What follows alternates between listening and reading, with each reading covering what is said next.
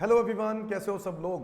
हाँ जी दोस्तों, मेरा नाम जेएस मल्होत्रा है। आज हम लोग आपके साथ डिस्कस करने वाले हैं ये जो रिसेंटली मॉडल टेस्ट पेपर आया है, मॉडल क्वेश्चन पेपर आया है, ठीक है, सीएम में इंटरमीडिएट का। सीएम में इंटरमीडिएट का पेपर नंबर कौन सा है? 7, ठीक है, जिसके अंदर डायरेक्ट टैक्स और इनडायरेक्ट टैक्स दोनों है। तो आज हम लोग उसके बारे में चर्चा करने वाले हैं, ठीक है। तो करें स्टार्ट। आओ जरा देखते हैं न्यू एग्जामिनेशन पैटर्न क्या रहेगा और इस क्वेश्चन को सॉल्व कैसे करने हैं क्वेश्चन पेपर्स को। तो ये एक सेट आया है, सेट 1 जून 23 के लिए, ठीक है।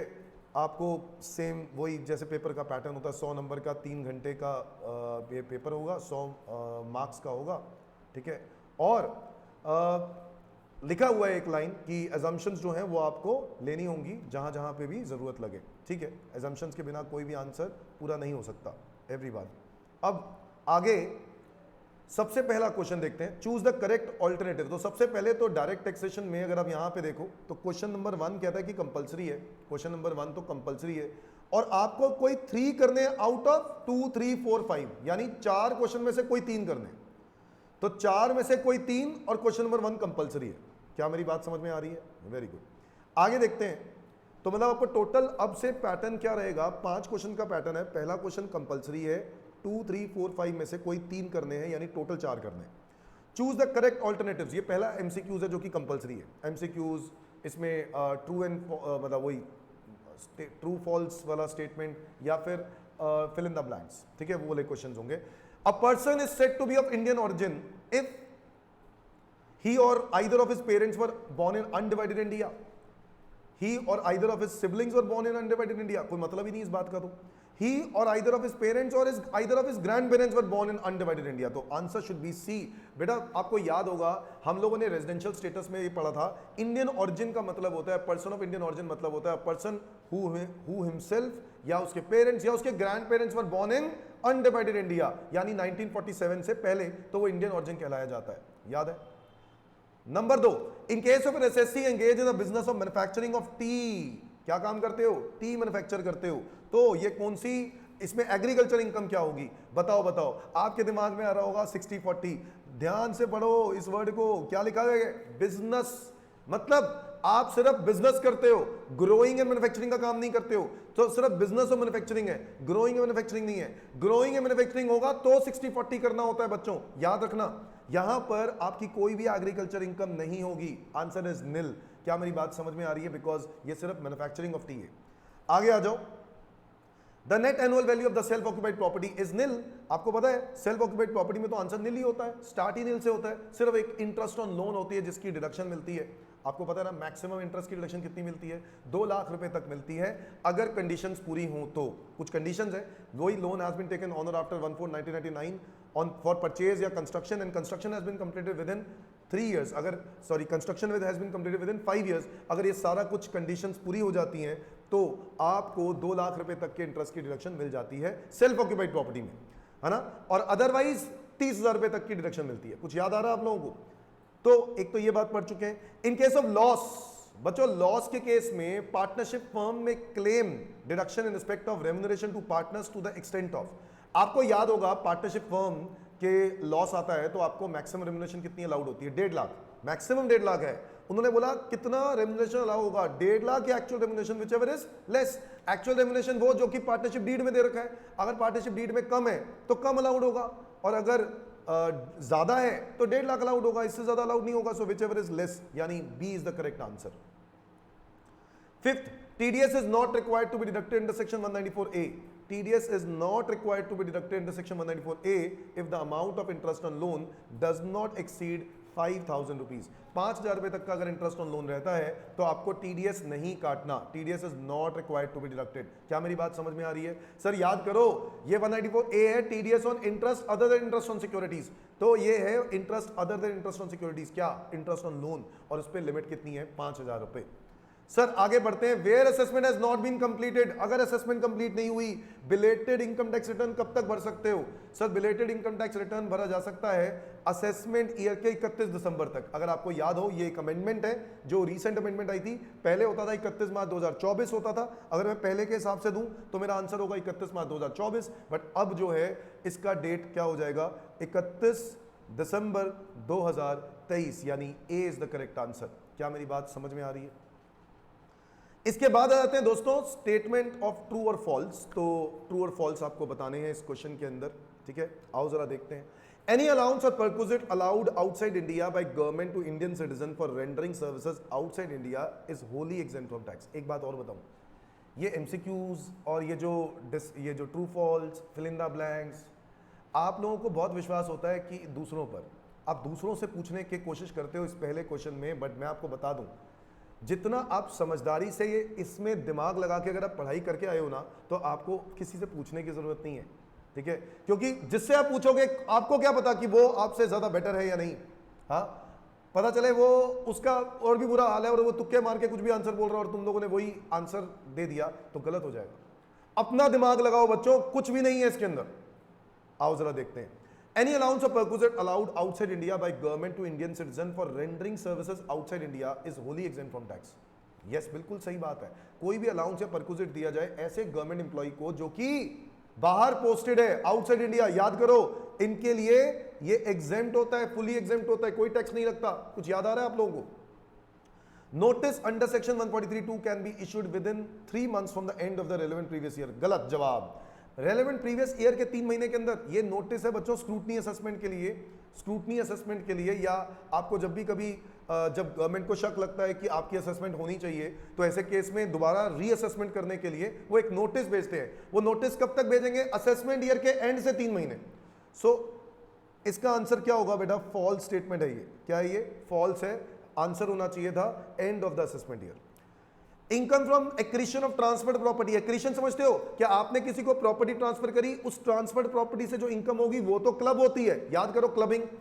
ट्रांसफर जो मैंने प्रॉपर्टी है, हस्बैंड ने प्रॉपर्टी वाइफ को दे दी, वो प्रॉपर्टी से जो इनकम होगी वो तो हस्बैंड की इनकम में जाके क्लब होगी, ये बात हम लोग जानते हैं। बट अगर उस आगे उस इनकम, मतलब वो ट्रांसफर्ड प्रॉपर्टी पे जो इनकम हो रही है उस इनकम से इनकम कमाया, तो वो वाइफ की इनकम क्लब नहीं होगी। shall not be clubbed is the correct answer। क्या मेरी बात समझ में आ रही है? Long term capital loss can be adjusted with short term capital gain. गलत जवाब। Long term capital loss only long term capital gain के साथ ही सेट ऑफ हो सकता है। तो ये स्टेटमेंट क्या है? फॉल्स। क्या मेरी बात समझ में आ रही है? आगे बढ़ते हैं बच्चों। फिल इन द ब्लैंक्स में आपको बोला गया partnership firm will be treated as non resident only if dash of the controller management of the affairs are situated in outside India. हाँ, बिल्कुल सही बात है। आउटसाइड इंडिया होता है कंट्रोल मैनेजमेंट, तभी पार्टनरशिप फर्म नॉन रेजिडेंट मानी जाती है। बट पार्टनरशिप फर्म का कितना कंट्रोलर मैनेजमेंट बाहर होना चाहिए? कंप्लीटली या पार्शियली? कंप्लीटली बच्चों। याद करो सेक्शन 6 क्लॉज 4, 6 क्लॉज 4 में पढ़ा था, कोई भी अगर 6 क्लॉज 4 में पढ़ा था, या तो रेजिडेंट हो गए या नॉन रेजिडेंट हो गए। रेजिडेंट होने के लिए पार्टनरशिप फर्म का कंट्रोल और मैनेजमेंट अगर पार्टली भी इंडिया में है तो वो इंडिया का रेजिडेंट मान लिया जाएगा। और अगर सारा का सारा कंट्रोल मैनेजमेंट आउटसाइड इंडिया है तो वो नॉन रेजिडेंट मानी जाएगी। तो यहां पे आएगा होल, या फिर कह सकते हो complete control management. Amount receive under keyman insurance policy including bonus thereon. अगर कीमैन इंश्योरेंस पॉलिसी से पैसा मिलता है तो वो इनकम होती है, एग्जेम्प्ट थोड़ी ना होती है।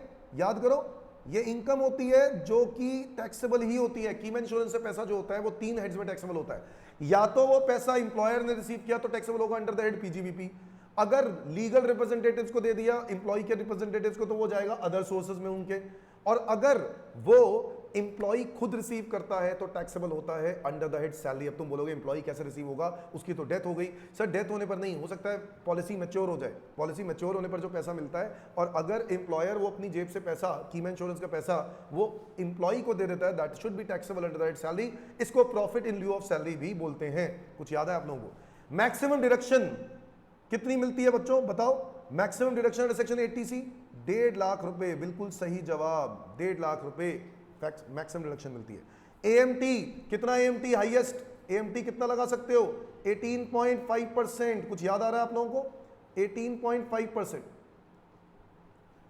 थोड़ा सा यहां पर लिखने का 18.5% लिख लो यार, ठीक है। आगे बढ़ते हैं।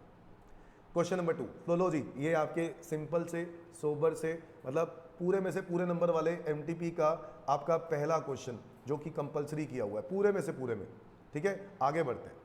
Question number 2। Shri Sen went to England for India for higher education on 1 December 2019। So long he was in England he had a residence in India. In the winter occasions, he came twice to India. First time he came on 1st January 2021 and stayed for 20 days, and second time he came on 15 December 21 for 25 days. After completing the education, he came back to India forever on 30th December. Determine the residential status. Question है residential status का, कोई मुश्किल वाली बात नहीं है, आओ जरा देखते हैं। रेजिडेंशियल स्टेटस का ये क्वेश्चन है, आओ जरा देखते हैं। क्वेश्चन नंबर कौन सा है? 2। सो क्वेश्चन नंबर 2 का ए पार्ट हम लोग सॉल्व कर रहे हैं, ठीक है।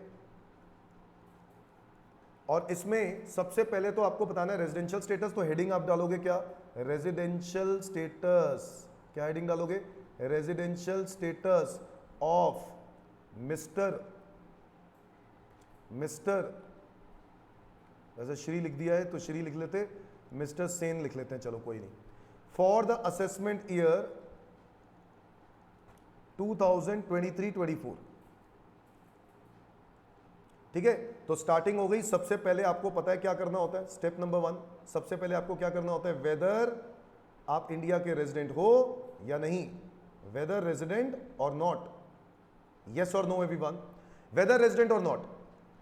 अब चेक करने के लिए आपको यह दिया होना चाहिए कि असेसमेंट ईयर 23-24 का मतलब क्या होता है बच्चों? प्रीवियस ईयर 22-23, है ना। प्रीवियस ईयर कौन सा हो गया? 22-23। प्रीवियस ईयर 22-23 में स्टे देखना है, इससे पहले क्या था उसको बाद में देखेंगे, पहले प्रीवियस ईयर 22-23 में देखते हैं कि आपका स्टे क्या था 2022-23। तो चेक किया और पता चला कि वो 30 दिसंबर को इंडिया में आया। श्री सेन 30 दिसंबर को इंडिया में आया 2022 में। अगर मैं 22-23 की बात करूं, 22-23 की बात करूं तो वो 30 दिसंबर को आया, और 30 दिसंबर को अगर आया तो दिसंबर में कितने दिन रहा? मैंने आपको बताया था जिस दिन वो इंडिया में आएगा उस दिन भी उसका इंडिया में काउंट होगा। तो यानी 30 भी इंडिया में और 31 भी इंडिया में। तो कितने हो गए दिसंबर में? 2।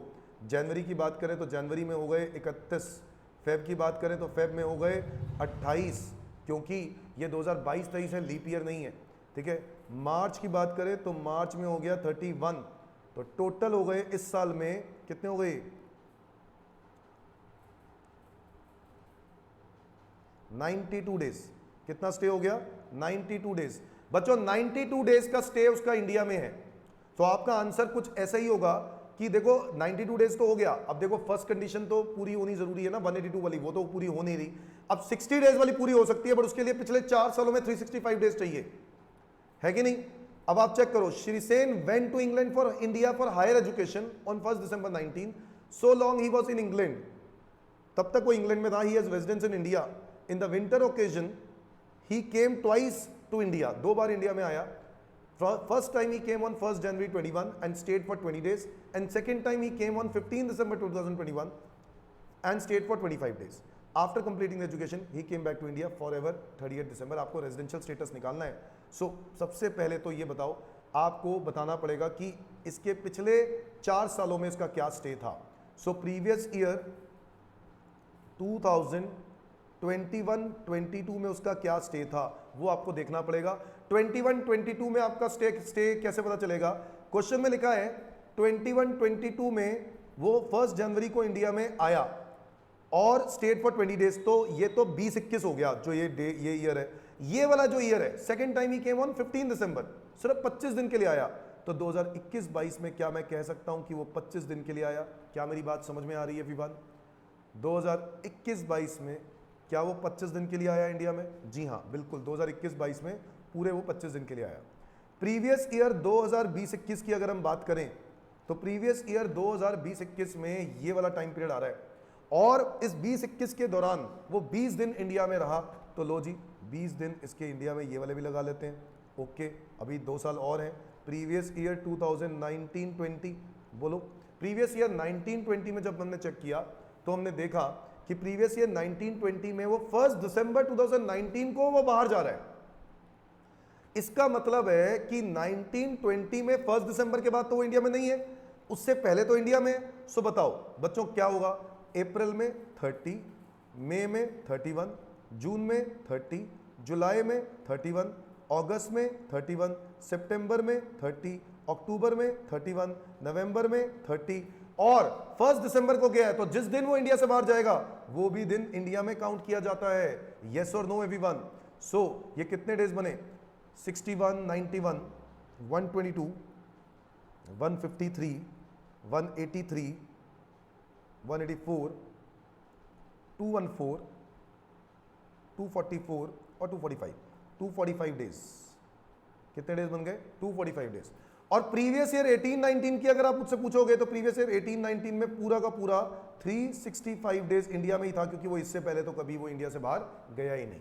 सो एवरीवन, आप चेक करो क्या मुझे क्या करना था? पिछले 4 सालों में 365 दिन का स्टे देखना था, वो हो गया, हाँ या ना?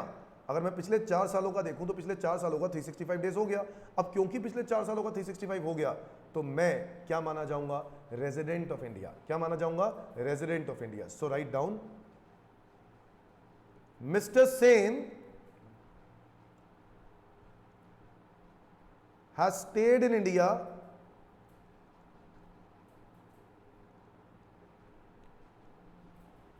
for 92 days in the previous year 22-23 and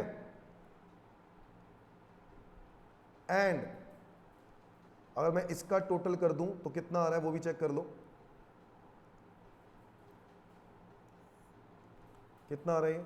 25, 20, 245 और 365, ये आ रहा है 655 days.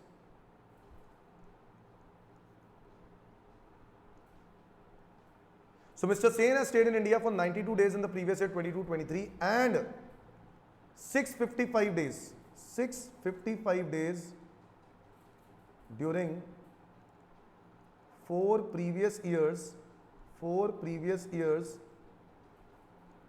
immediately preceding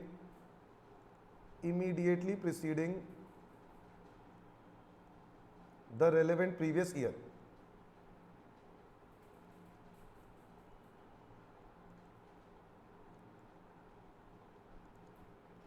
Therefore, Mr. Sen fulfills the second basic condition,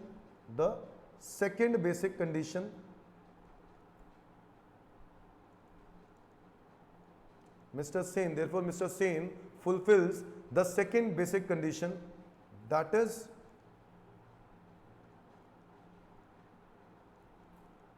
to stay in India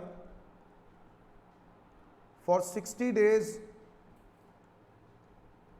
or more in relevant previous year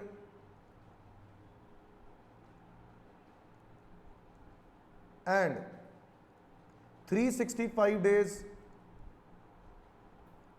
or more in 4 previous years immediately preceding the relevant previous year. बच्चों आपका answer बिल्कुल ऐसा ही होना चाहिए, ठीक है, जो condition के साथ, जो भी कंडीशन आपने सेटिस्फाई करी है वो जरूर लिखना है। Is that clear? वो कंडीशन जरूर मेंशन करनी है, हो सके तो हाईलाइट भी कर देनी है, ठीक है। हाईलाइट ऑब्वियसली आपके पास नीचे अंडरलाइन करने के लिए कोई अगर आपके पास है तो आप क्या करो, ये वाली कंडीशन को क्या कर दो, हाईलाइट कर दो।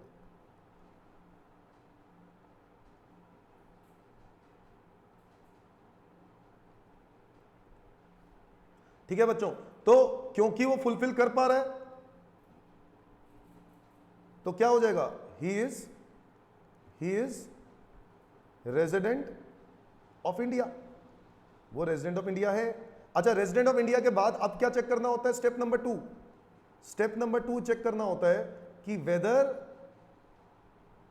आप इंडिया के रेजिडेंट एंड ऑर्डिनरी रेजिडेंट हो या नहीं।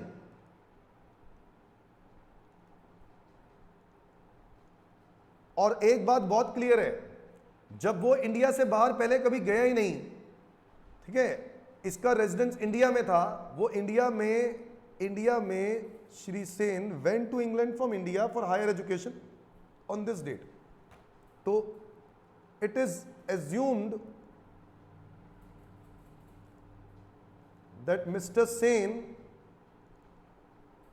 has not gone outside India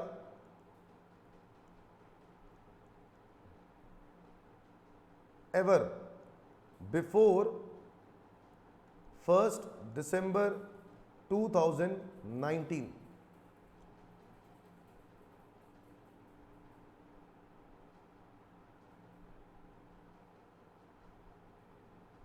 Due to which he satisfies both the additional conditions. Both the additional conditions. Additional conditions कौन सी थी पता है? एडिशनल कंडीशन एक तो वही कि 2 प्रीवियस ईयर्स में रेजिडेंट होना चाहिए आउट ऑफ 10 प्रीवियस ईयर्स, और 7 सालों में 730 दिन। कुछ याद आया? ये दोनों एडिशनल कंडीशंस पूरी होनी जरूरी है। और एंड में क्या लिखोगे? कंक्लूजन, कि क्योंकि वो दोनों कंडीशंस पूरी कर पा रहा है तो आंसर क्या लिखोगे? Resident and ordinarily resident of India.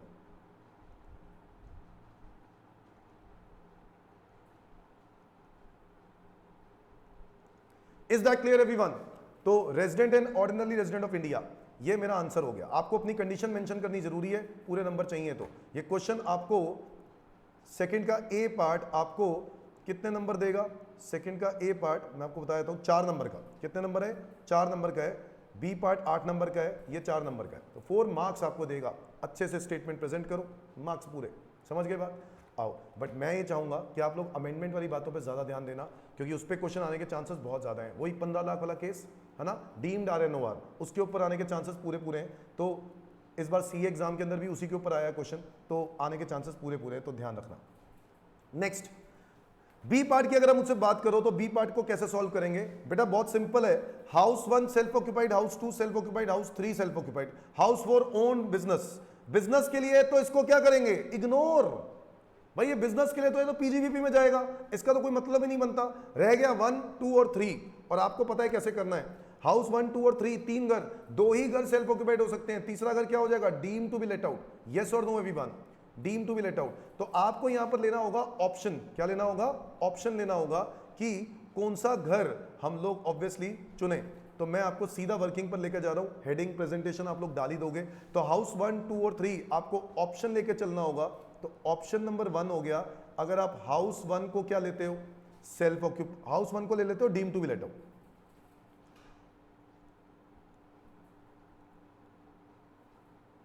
House 2 को ले लेते हो सेल्फ ऑक्यूपाइड, और हाउस 3 को भी क्या ले लेते हो? Self occupied.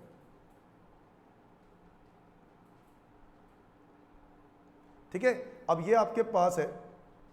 आपको निकालना है क्या? सबसे पहले GAV क्या चाहिए होता है? Gross annual value. Gross annual value, और आपको ग्रॉस एनुअल वैल्यू में MV दिया हुआ है, MV FR SR। सो MV और FR 3 लाख और 2 lakh, whichever is higher 3 lakh, 3 lakh और 3 lakh, whichever is less 3 lakh. तो 3 लाख रुपए ही क्या हो जाएगा इसका? GAV। और फिर हाउस 2 की बात करें तो होएगा निल, हाउस 3 की बात करें तो सेल्फ ऑक्यूपाइड प्रॉपर्टी है इसलिए निल। माइनस करेंगे इसमें से क्या? Municipal taxes. क्या माइनस करेंगे? Municipal taxes. म्युनिसिपल टैक्सेस आपने कितने पे किए हैं? 15% लिखा हुआ है। हम मान के चलेंगे कि पे किया है, क्योंकि क्वेश्चन में कुछ मेंशन नहीं है, बट आपको पता है ना म्युनिसिपल टैक्सेस पेड करने की ही डायरेक्शन मिलती है। सो म्युनिसिपल टैक्सेस लिखा है 15%। किसका? 3 लाख का, ऑब्वियसली म्युनिसिपल वैल्यू का। तो यहां पे आएगा 45,000। ठीक है, हम मान के चलेंगे कि पे कर दिया है, और यहां पर तो डिडक्शन मिलेगी ही नहीं। तो ये हो गया 2,55,000, ये हो गया निल, और ये हो गया निल। यहां पे आ गया हमारा एनुअल वैल्यू। क्या आ गया? ये हमारा एनुअल वैल्यू। एनुअल वैल्यू में से माइनस करेंगे हम लोग स्टैंडर्ड डिडक्शन। क्या माइनस करेंगे? स्टैंडर्ड डिडक्शन, जो कि होता है 30%, है ना। स्टैंडर्ड डिडक्शन कितना होता है? 30%। तो स्टैंडर्ड डिडक्शन निकाल के दिखाओ। 255,000 का मल्टीप्लाई 0.30, ये आ रहा है 76,500। 76,500 का डिडक्शन यहाँ पर, ये होगा निल और ये होगा निल। माइनस करेंगे हम लोग इसमें से interest on loan. Interest on loan की अगर हम बात करें तो इंटरेस्ट ऑन लोन के लिए क्वेश्चन में दे रखा है कि आपको 40,000 रुपये का इंटरेस्ट है, तो ये तो पूरा पूरा मिल जाएगा, इसमें कोई डाउट नहीं है। 40,000 रुपए का इंटरेस्ट ऑन लोन, क्योंकि ये लेट आउट प्रॉपर्टी है ना अब, है ना। अब दूसरा देखो यहां पर लिखा हुआ है कि ये जो इंटरेस्ट ऑन लोन है यहाँ पे, ये लोन 1998 में लिया गया था, 99 से पहले हो गया। अगर 99 से पहले हो गया तो ऐसे केस में मैक्सिमम इंटरेस्ट की डिडक्शन आपको कितनी मिलती है, 30,000। हालांकि इंटरेस्ट ऑन लोन है 10,000 ही, तो 10,000 रुपए की इंटरेस्ट की डिडक्शन यहाँ पर पूरी मिल जाएगी, तो मैं यहाँ पे 10,000 क्लेम कर लूंगा। क्या मेरी बात समझ में आ रही है? अच्छा, दूसरे वाले में भी सेल्फ ऑक्यूपाइड प्रॉपर्टी है, दूसरा सेल्फ ऑक्यूपाइड प्रॉपर्टी है, यहां पर लोन 19-20 में लिया गया है और मान के चलेंगे कि अगर सारी कंडीशन सेटिस्फाई होती हैं तो यहां पर आपको 2 लाख रुपए तक के इंटरेस्ट की रिडक्शन मिल सकती है। बट क्योंकि यहां 10,000 क्लेम कर चुके हो, सेल्फ ऑक्यूपाइड प्रॉपर्टी में मैक्सिमम 2 लाख ही क्लेम कर सकते हो, तो 10,000 यहां क्लेम करोगे और 1,90,000 रुपए यहां क्लेम कर पाओगे। क्या मेरी बात समझ में आ रही है? फिर से सुनो, मैंने बोला सेल्फ ऑक्यूपाइड प्रॉपर्टीज में मैक्सिमम इंटरेस्ट 2 लाख की डिडक्शन क्लेम कर पाओगे। सो सेल्फ ऑक्यूपाइड प्रॉपर्टी में एक तो 10,000 यहां पे क्लेम कर ही लिया था आपने, अगर आपने यहां क्लेम कर लिया तो अब यहां कितनी क्लेम कर पाओगे, बचे हुए 1,90,000।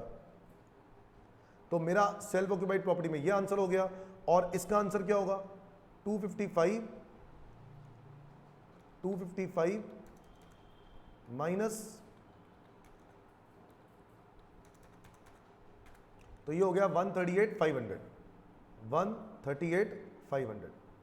सो मेरा अगर मैं बोलूं हाउस प्रॉपर्टी की इनकम क्या आ रही है, वो आपके सामने ये आ रही है।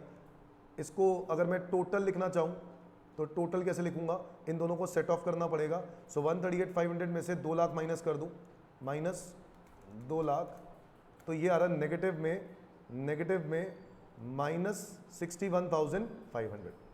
Is that clear everyone? एक तो ये हो गया, फिर ऐसे ही मुझे ऑप्शन 2 लेना होगा, ऐसे ही मेरे को ऑप्शन 3 लेना होगा। ऑप्शन 2,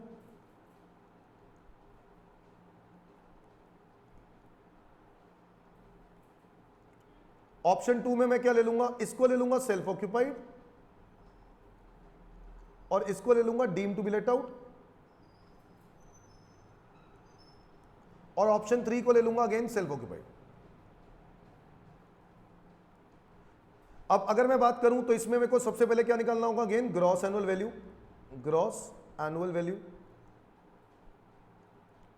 अब ग्रॉस एनुअल वैल्यू क्या होगा, हाउस 1 की बात करें, ग्रॉस एनुअल वैल्यू क्या होगा, यहां पर तो नीली आएगा, ये तो सेल्फ ऑक्यूपाइड मान लिया। अब यहां पर आएगा जो कि होगा सेल्फ ऑक्यूपाइड के हिसाब से कितना दिया हुआ है, यहां पर लेट आउट के हिसाब से कितना दिया हुआ है, MV 2 whichever is higher 2 और 240 विच एवर इज लेस 2, तो 2 लाख ही आएगा। यहां पे कितना आएगा, 2 लाख। और सेल्फ ऑक्यूपाइड प्रॉपर्टी हाउस 3 के, तो इसमें तो नील आएगा।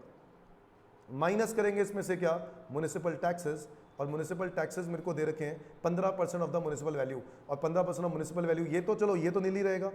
यहां पर 15% ऑफ म्युनिसिपल वैल्यू, और म्युनिसिपल वैल्यू 2 लाख थी, तो यहां आएगा 30,000, यहां आएगा नील, और 170। मैं फिर से बता दूं, अगर आप अपने आंसर का रीजन दे रहे हो कि ये आप रीजन ये मान के चल रहे हो कि कंडीशंस फुलफिल्ड है, इसलिए आपने यहां पे 2 लाख तक की डिडक्शन क्लेम करने का चाहा, अदरवाइज आपको ये डिडक्शन तभी मिलेगी जब क्वेश्चन में इंफॉर्मेशन हो।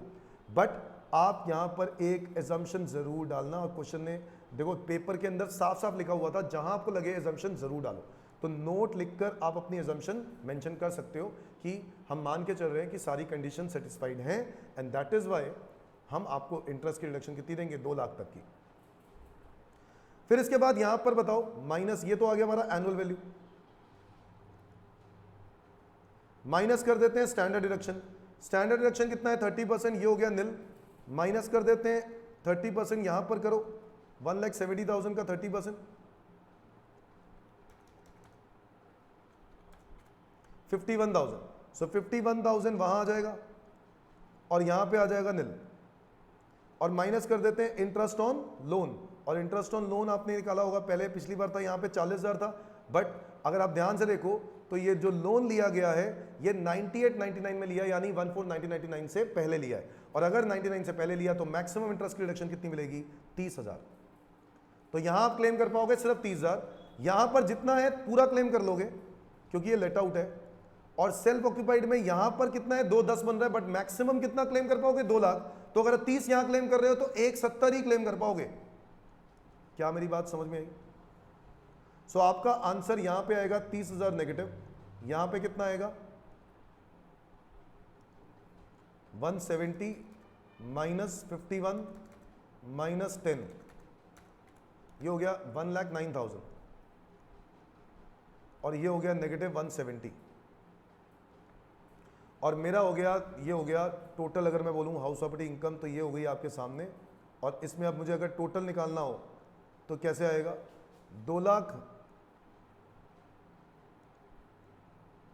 1,09,000 माइनस 2 लाख, ये हो गया -91,000। सो 91,000 का ये आ गया मेरा टोटल। क्या मेरी बात समझ में आ रही है? क्या मेरी बात समझ में आ रही है? मुझे देखना है सबसे लेस मुझे क्या पड़ेगा, सबसे लेस। ठीक है, ऑप्शन नंबर 3। अच्छा, मैं अभी मेरे को ध्यान आया कि मैंने तो आंसर्स भी तो हैं इसके, तो मैं आंसर से डायरेक्टली डिस्कस कर लेता हूं। अभी फिलहाल ये वाला तो पूरा करवा ही देता हूं, इसके बाद मैं डायरेक्टली आंसर से डिस्कस कर लेता हूं आप लोगों के साथ। ठीक है, हर चीज़ के बारे में मैं आपको एक्सप्लेन कर दूंगा वहीं आंसर से ही। ठीक है, अगर कुछ गलती लगी तो मैं आंसर में बता दूंगा। House 1, 2 and 3। अब बताओ सबसे पहले क्या आएगा? Gross annual value. अच्छा, क्या आपने माना यहां पर ये हो गया सेल्फ ऑक्यूपाइड, ये भी हो गया सेल्फ ऑक्यूपाइड, ये हो गया deem to be let out.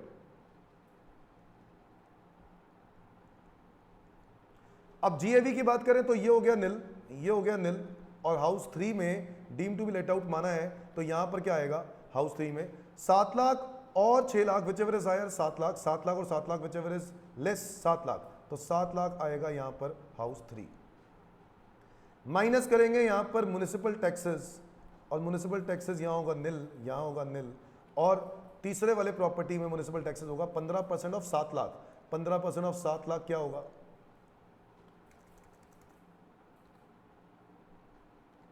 ये हो गया 1,05,000। तो 1,05,000 रुपये म्युनिसिपल टैक्सेस।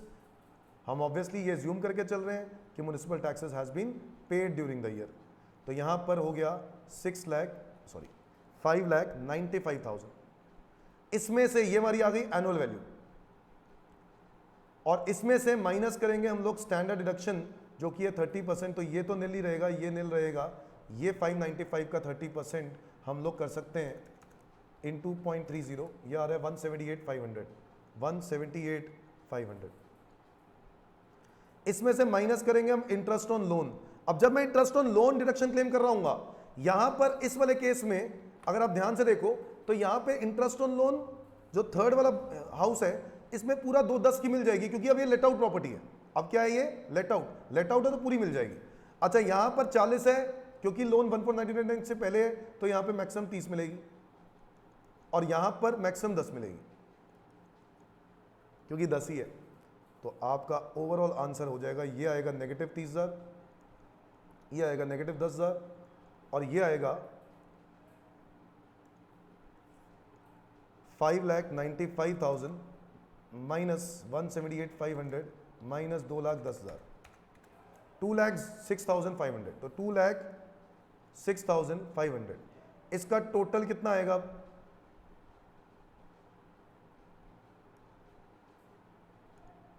2,06,500 इसमें से माइनस कर दो 2,06,500 माइनस 40,000, सो 166,500। तो ये हमारी आ गई टोटल, कितनी आ गई? 166,500। ये पॉजिटिव में आ गया, सबसे बड़ी बात है ये पॉजिटिव में आ गया। तो मुझे तो आंसर लेस से लेस दिखाना है, तो मैं क्या, तो कौन सा ऑप्शन सिलेक्ट करूंगा? ऑप्शन नंबर 2 सिलेक्ट करूंगा, जहां पर मैं ये कहूंगा कि house 1 is self occupied, house 2 is deemed to be let out, और हाउस 3 इज सेल्फ ऑक्यूपाइड। तो option 2 is better since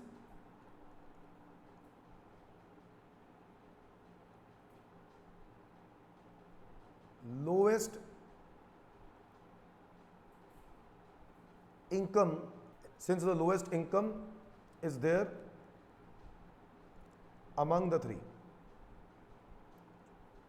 among the other options, among the other options। ठीक है, तो बाकी ऑप्शंस के अगर हम लोग देखें उसके कंपैरिजन में option 2। Is that clear everyone? समझ में आती है बात? चलो एक बारी सजेस्टेड आंसर्स भी देख लेते हैं, और सजेस्टेड आंसर्स,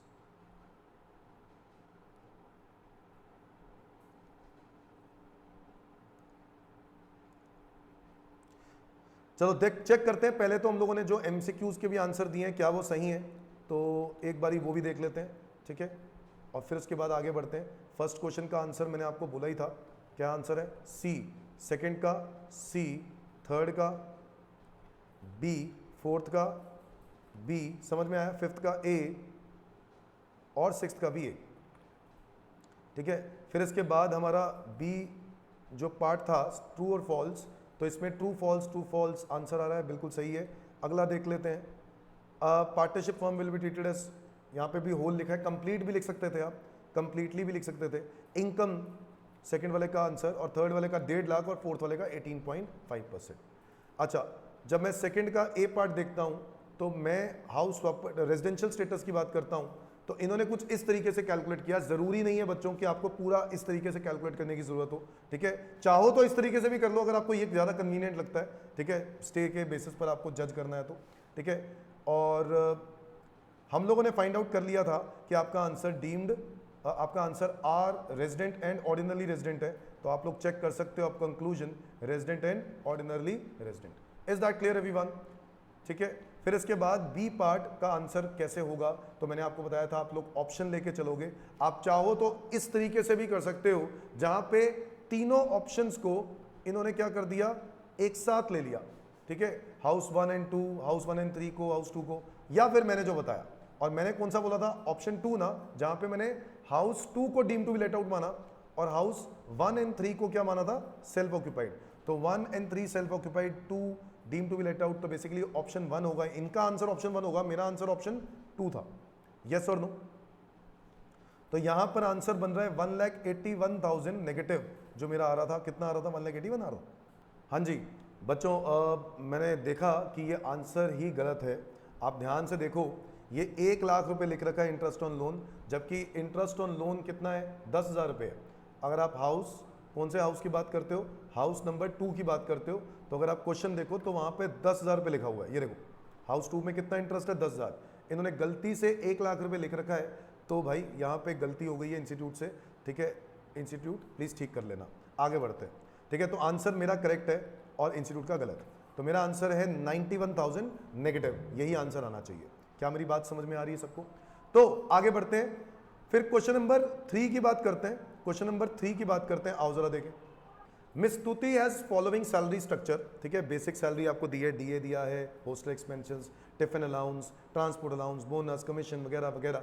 ओके चलो स्टार्ट करते हैं ना, इसमें सोचना क्या है, इतना कोई मुश्किल थोड़ी ना है। बेसिक सैलरी, आपको पहले तो ये चेक करना जरूरी है कहीं रिटायरमेंट का क्वेश्चन तो नहीं, क्योंकि बच्चों अगर रिटायरमेंट का क्वेश्चन होगा, अगर रिटायरमेंट का क्वेश्चन हुआ तो आपको पता है बेसिक सैलरी उतने टाइम के लिए लेनी है जब तक आपकी रिटायरमेंट नहीं होती।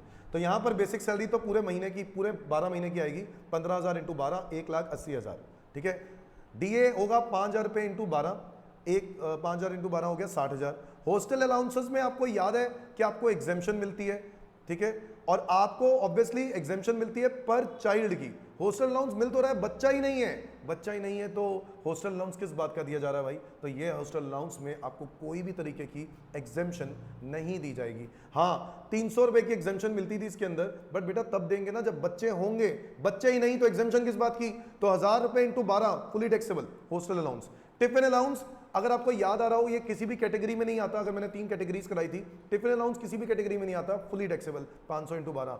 ट्रांसपोर्ट अलाउंस फुली टैक्सेबल होता है, सिर्फ हैंडीकैप डिसेबल्ड लोगों को 3200 रुपए तक की महीने की एग्जेम्पशन मिलती है, तो ये फुली टैक्सेबल होगा। बोनस 20,000 रुपए फुली टैक्सेबल होगा, कमीशन 15,000 फुली टैक्सेबल होगा। फ्री रिफ्रेशमेंट इन ऑफिस यानी लंच फैसिलिटी के अंदर आपको एग्जेम्पशन मिलती है 50 रुपए पर डे पर मील। आपको बोला गया रिफ्रेशमेंट मिली है ऑफिस में साल भर में 5,000 रुपए। आपको बता दूं 50 रुपए मल्टीप्लाई बाय, ठीक है, रिफ्रेशमेंट अगर मिलती है तो 50 रुपए मल्टीप्लाई बाय 300 डेज, क्योंकि हम लोग मान के चलते हैं वर्किंग डेज 300 दिन है ना। क्वेश्चन में अगर साइलेंट हो, क्वेश्चन नहीं बताता तो 300 और 15,000 रुपये बनता है, ये तो 5,000 रुपये है, तो ये फुली एग्जेम्प्ट हो जाएगा, इसमें कोई डाउट नहीं, इसमें कोई टैक्स देने की जरूरत नहीं पड़ेगी। Mobile phone facility by employer, या फिर देखो अगर आप फ्री रिफ्रेशमेंट की बात करो तो इसको टी स्नैक्स में भी कवर कर सकते हो, स्नैक्स में कवर कर सकते हो, तो ये एग्जाम तब भी रहेगा, तो इसलिए ये एग्जाम ही रहेगा, चिंता करने की जरूरत नहीं है। और कंप्यूटर फैसिलिटी बच्चों ये टैक्स फ्री परक्विजिट होता है, आपको याद होगा वैल्यू ऑफ परक्विजिट निल होता है, कंप्यूटर पे कभी टैक्स नहीं लगता, ठीक है, nil. She has provided a rent free accommodation owned by employer in Kolkata, the house was allotted to her.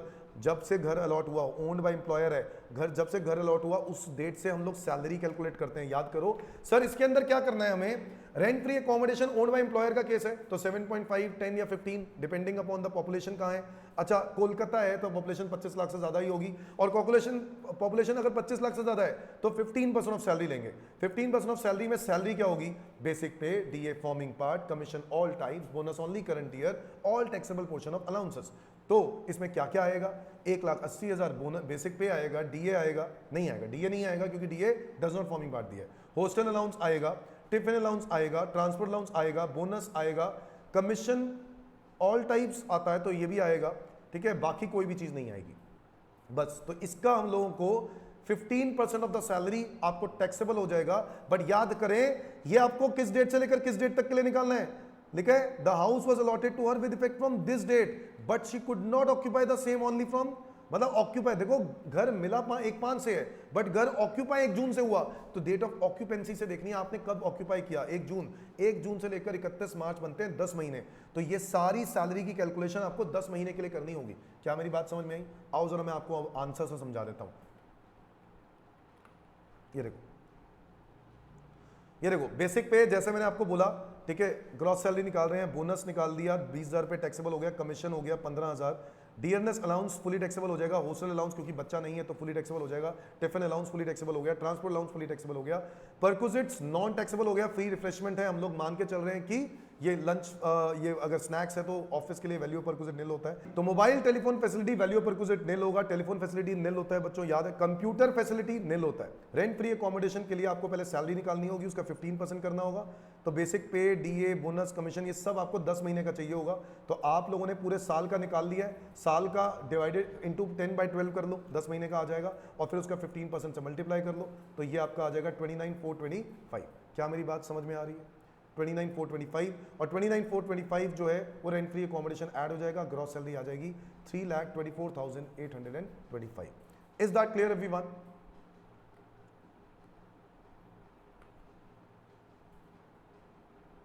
Now next question है हमारा थर्ड का B part. Mr. Roy is self-employed person during the previous year 22-23. His gross total income is 180. He lives in rented house in Kolkata for which 2500 रुपए का rent दे रहा है। During the same period, he donates 5,000 to Chief Minister Relief Fund. You are required to compute deduction in respect of rent paid. बच्चों याद करो 80GG section, कौन सा section? 80GG section rent paid का सेक्शन है। Rent पे करने पर आपको डिडक्शन मिलती है मिनिमम ऑफ फॉलोइंग 3 लिमिट्स पर, ठीक है, मिनिमम ऑफ फॉलोइंग 3 लिमिट्स पर। पहली लिमिट आपकी थी, पहली लिमिट थी आपकी actual rent paid minus 10% of the total income, GTI. बच्चों याद करो, rent paid minus 10% of GTI. फिर इसके बाद क्या था? फिर इसके बाद आपको था 5,000 रुपये महीने की डिडक्शन मिलती है इसके अंदर। एक तो 80GG मैं आपको दिखा देता हूँ यहाँ पर, ये रहा। सो 5,000 रुपये महीने की डिडक्शन हो गई। एक हो गया rent paid minus 10% of GTI, ठीक है, और एक हो गया 25% ऑफ एडजस्टेड जीटीआई। तो ये 3 लिमिट्स होती हैं, विच एवर इज लेस वो डिडक्शन मिल जाती है। सो आपको देखा 5,000 रुपये महीना, 5,000 रुपये महीना आपको दिया हुआ है, जो आपने नहीं सॉरी रेंट अगर हम लोग देखें, रेंट पेड है 2500 रुपये महीना, तो 2500 इंटू 12 माइनस आपका हो जाएगा इसमें से क्या 10% ऑफ जीटीआई। तो जीटीआई आपको टोटल इनकम दे रखी है कितनी है? 1,80,000। उस 1,80,000 में से हम माइनस करेंगे 5,000, क्योंकि 80GG की डिडक्शन क्लेम करने के लिए ना बच्चों हमें एडजस्टेड जीटीआई निकालना होता है। वो जो एडजस्टेड जीटीआई चाहिए होता है, वो एडजस्टेड जीटीआई का मतलब होता है सारी डिडक्शन माइनस कर दो एक्सेप्ट, सारी डिडक्शन माइनस कर दो एक्सेप्ट 80GG। तो 5,000 रुपए का डिडक्शन ये जो 80G का मिलता है ना, ये वाली भी डिडक्शन आपको इसमें से क्या करनी पड़ेगी? माइनस करनी पड़ेगी। तो आप इसमें से माइनस कर दोगे तो कितना आएगा? तो यहाँ पे माइनस करने के बाद 1,75,000 का आपको 25%, ये होगी हमारी एक सेकंड लिमिट। हमारी फर्स्ट लिमिट होगी 5,000 रुपये महीना यानी 60,000 रुपये, और rent paid minus 10% of total income यानी 12,500, विच एवर लेस देखेंगे तो ये बन रहा है 12,500। 12,500 की डिडक्शन आपको मिल जाएगी 80GG में, और 80G में तो पूरा ये बच्चों 80G की अगर आपको याद हो, इसमें मैंने आपको 4 तरह की कैटेगरीज कराई थी। Not applicable 100%, 10% of GTI 100%, not applicable 50%, Gandhi परिवार याद है, और फिर 10% ऑफ जीटीआई और 50%। सर आपको देखना पड़ेगा ये कौन से वाले पर्टिकुलर पॉइंट में जाता है। 80G की अगर हम बात करें तो ये सीएम रिलीफ फंड किसी भी कैटेगरी में नहीं आता। अगर आपको याद हो, मैंने आपको बताया था 3 याद कर लो, बाकी जो है ऑटोमेटिकली कैटेगरी 1 में चला जाएगा। Not applicable 100%।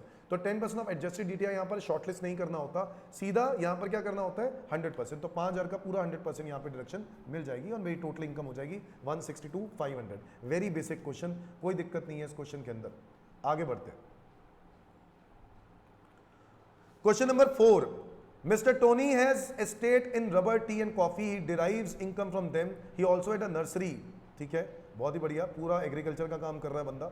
He furnishes the following particulars. उसके कुछ particulars दे रखे हैं। Compute taxable income, आपको इसकी taxable income निकालनी है। रबड़ का काम करता है तो क्या होगा 65-35। कॉफी ग्रोन एंड क्योर्ड है तो 75-25। टी 60-40 और sale of plants from nursery ये सिर्फ एग्रीकल्चर इनकम में चला जाएगा, हाँ या ना। तो आपको बतानी थी कि इसकी टैक्सेबल इनकम क्या है, तो ये टैक्सेबल इनकम नहीं होगी, इसमें सिर्फ 40% वाला पार्ट होगा, इस ग्रोन एंड क्योर्ड में 25% वाला पार्ट होगा, इस रबड़ में 35% वाला पार्ट होगा और आपकी बिजनेस इनकम आ जाएगी।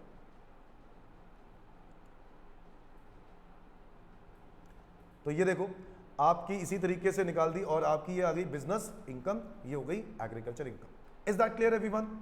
और आपको पता है ना इसके बाद क्या करना होता है, partial integration method. Compute tax का क्वेश्चन आ जाता तो क्या करते, पार्शियल इंटीग्रेशन मेथड लगाते, जिसमें पहले एग्रीकल्चर नॉन एग्रीकल्चर कैलकुलेट कर ऐड करके टैक्स निकालना है। स्टेप 2 में एग्रीकल्चर के अंदर स्लैब लिमिट ऐड करके टैक्स निकालना है। स्टेप 3 में स्टेप 1 माइनस स्टेप 2 करना है। कुछ याद आ रहा है, पार्शियल इंटीग्रेशन मेथड।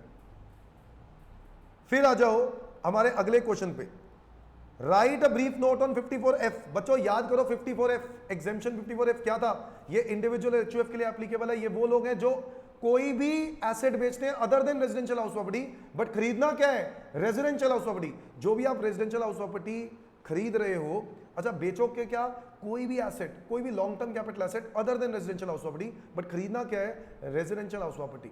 कुछ याद करो, इसमें आपको एग्जेम्पशन मिलती थी वो वाली, इसमें टर्नओवर जितना प्रॉपर्टी को बेचने का, जो भी एसेट बेचा है, बेचने का जो पैसा होगा यानी सेल कंसिडरेशन, ठीक है, नेट सेल कंसिडरेशन, उसमें से पैसा इन्वेस्ट करना होता था और उस प्रोपोर्शनेट में आपको एग्जेम्पशन मिलती थी। तो इसका एक फॉर्मूला बताया था बच्चों, आपको याद आ रहा होगा, इसका फॉर्मूला हम लोगों ने पढ़ा था, amount invested oblique deposited divided by net sale consideration multiply by gross LTCG। तो जो ग्रॉस LTCG होगा ना, उसमें से एग्जेम्पशन कितनी मिलेगी, इस फॉर्मूले के बेसिस पर। याद है? तो ये सारी एक्सप्लेनेशन जो मैंने आपको बताया था, वो सारी पॉइंट्स आपको वहां बताने होंगे। आपको याद है वो बात भी बताई गई थी कि आपको एसेट कम से कम 3 साल तक होल्ड करके रखना है, जो नया रेजिडेंशियल हाउस प्रॉपर्टी खरीदोगे। अगर पहले बेच दिया तो जो एग्जेम्पशन ली थी वो क्या हो जाएगी, टैक्सेबल। याद है? इन्वेस्टेड का मतलब समझते हो, डिपॉजिट का मतलब समझते हो ना, capital gain account scheme. Invest कहां किया, या तो परचेज किया न्यू रेजिडेंशियल हाउस प्रॉपर्टी, या कंस्ट्रक्शन कर लिया, या फिर कंस्ट्रक्शन कर लिया। याद करो, ये सब बातें 54F के अंदर आ जाएंगी। अगला क्वेश्चन पे चलते हैं। 5 का A, Mr. Singh is a trader. Particulars of his income and those of the members of his family are given below. His income of the previous year ended 31st March 2023 is as follows. Income from business 90,000. Salary derived from educational institution by Mrs. Singh. She is a principal of the institution. 50,000. बहुत simple है यार, आपको mister Singh की income निकालनी है, ठीक है। और इंटरेस्ट ऑन कंपनी डिपॉजिट दिया मास्टर दीप सिंह, मतलब जो उसका बेटा है, ठीक है, और वो बेटे को जो इनकम मिली है ना, वो फादर के फादर ने दी थी, मतलब इनकम मिल रही है इंटरेस्ट वाली। ये जो इंटरेस्ट है ना, ये इनकम क्लब होती है बच्चों, याद करो, पेरेंट्स की इनकम में क्लब हो जाएगी। और सेक्शन 10 क्लॉज 32 1500 रुपए की एग्जेम्पशन मिल जाती है, तो ये 12,000 में से 1500 एग्जेम्प्ट हो जाएंगे और 10,500 रुपए क्लब हो जाएंगे उसकी इनकम में, उस पेरेंट की इनकम में जिस पेरेंट की इनकम ऑलरेडी हायर होती है। तो किसकी इनकम ऑलरेडी हायर है, मिस्टर सिंह की, तो मिस्टर सिंह की इनकम में ऐड हो जाएगा, यानी 10,500 रुपए 90,000 के अंदर ऐड हो जाएगा। फिर receipt from sale of paintings and drawings made by minor Deepali Singh, ठीक है, ये minor Deepali Singh, minor daughter of mister and missus Singh and noted child artist. तो भाई साहब ये जो है ये नोटेड चाइल्ड आर्टिस्ट है, ठीक है, और यानी ये प्रोफेशनल है, और प्रोफेशनल टैलेंट स्किल से अगर कोई पैसा कमाते हैं तो वो क्लब कभी नहीं होती, तो ये क्लबिंग नहीं होगी, ये अपनी इनकम पे टैक्स खुद देगी। इसके बारे में आपको नोट्स में मेंशन करना होगा। और lottery earnings by master Dipendra Singh, ठीक है। Minor Singh, minor son of mister Singh, again lottery income मिली है तो ये इनकम भी क्या हो जाएगी, क्लब। 6,000 रुपए की भी क्या हो जाएगी, क्लबिंग हो जाएगी। किसकी इनकम में, जिसकी ये टैलेंट स्किल नॉलेज में नहीं आता, ठीक है, कहीं सोच रहे हो टैलेंट स्किल नॉलेज में आ जाएगा, तो ये 6,000 रुपए क्लब हो जाएगा जिसकी ऑलरेडी हायर इनकम होगी। क्या मेरी बात समझ में आ रही है? आओ जरा देख लेते हैं इसका भी आंसर। तो ये तो 54F हो गया, जिसके बारे में ऑब्वियसली थ्योरेटिकल बड़ा इजी है यार, आप लोगों ने पढ़ा ही होगा, होना ही चाहिए, ठीक है। सारी बातें आपको मेंशन करनी पड़ेंगी तब पूरे मार्क्स मिलेंगे। थ्योरी का बड़ा बेसिक क्वेश्चन आया हुआ है, ठीक है। फिर इसके बाद अगर हम लोग चले 5 का ए जो मैं आपके साथ डिस्कस कर रहा था, वो ये कि ये 50,000 इस तरीके से माइनर डॉटर का तो पूरा का पूरा क्या हो जाएगा, उसी को टैक्सेबल होगा, ठीक है। इन दोनों की इनकम जो है क्लब कर दी, 1500 रुपए की एग्जेम्पशन दे दी और यहाँ पे लिख दिया 10,500, और यहाँ पर भी ऑब्वियसली लॉटरी इनकम है, 1500 रुपए की एग्जेम्पशन दे दी और 4500 रुपए टैक्सेबल हो जाएगा।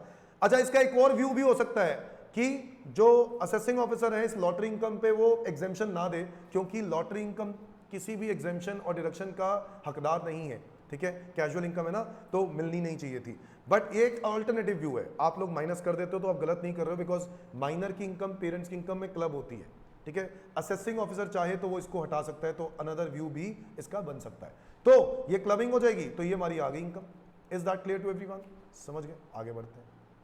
अच्छा बच्चों, ये बात तो याद है ना कि आपको मैक्सिमम जो क्लबिंग होती है पर बच्चा 1500 की क्लबिंग एग्जामेशन मिलती है, यानी अगर बच्चे 3 हैं तो तीनों को सेपरेटली 1500 की एग्जामेशन मिलेगी। क्या मेरी बात समझ में आई? ओके, याद आया सबको? Is that clear everyone? तो ये बात मेंशन कर दी है उन्होंने नोट्स के अंदर, जो कि देना जरूरी है कि माइनर चाइल्ड की इनकम क्लब होती है तो पेरेंट्स की इनकम में तो 1500 रुपए की क्या मिलती है, एग्जामेशन। अगला क्वेश्चन देखते हैं, चलो लास्ट क्वेश्चन 5th का B part. From the following details, from the following details,